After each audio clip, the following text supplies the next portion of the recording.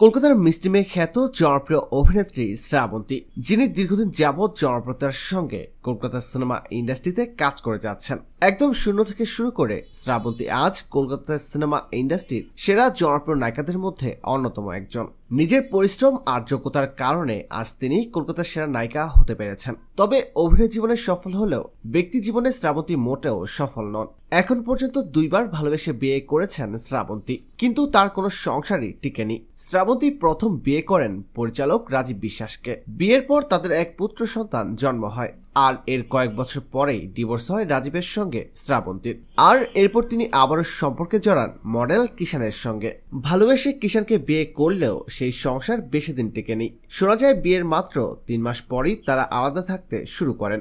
অতঃপর পর কিছুদিন আগে আইনিভাবে তাদের ডিভোর্স সম্পন্ন হয়। মাঝে গুঞ্জন উঠেছিল শ্রাবন্তী নাকি বাংলাদেশের জনপ্রিয় চিত্রনায়ক শাকিব খানের সঙ্গে প্রেমের সম্পর্কে জড়িয়েছেন, কিন্তু না, এখন শোনা যাচ্ছে ভিন্ন খবর। শ্রাবন্তী শাকিব খান নয়, অন্য এক যুবকের প্রেমে পড়েছেন, আর তার নতুন প্রেমিকের নাম রোশন। সে একটি এয়ারলাইন কোম্পানিতে কেবিন ক্রু সুপারভাইজার হিসেবে নিয়োজিত আছে।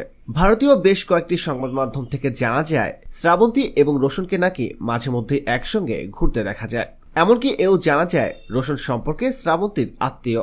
তারা দুজন এখন পর্যন্ত এই বিষয়ে মুখ খুলেননি। তবে শোনা যাচ্ছে সবকিছু ঠিকঠাক থাকলে খুব শীঘ্রই তারা দুজন বিয়ের পিঁড়িতে বসবেন। তো বন্ধুরা, এই সম্পর্কে আপনার কি মতামত কমেন্ট করে জানিয়ে দিন। আর বিনোদন জগতের অজানা সব তথ্য জানতে এখনই সাবস্ক্রাইব করে রাখুন ASD Webs ইউটিউব চ্যানেলে।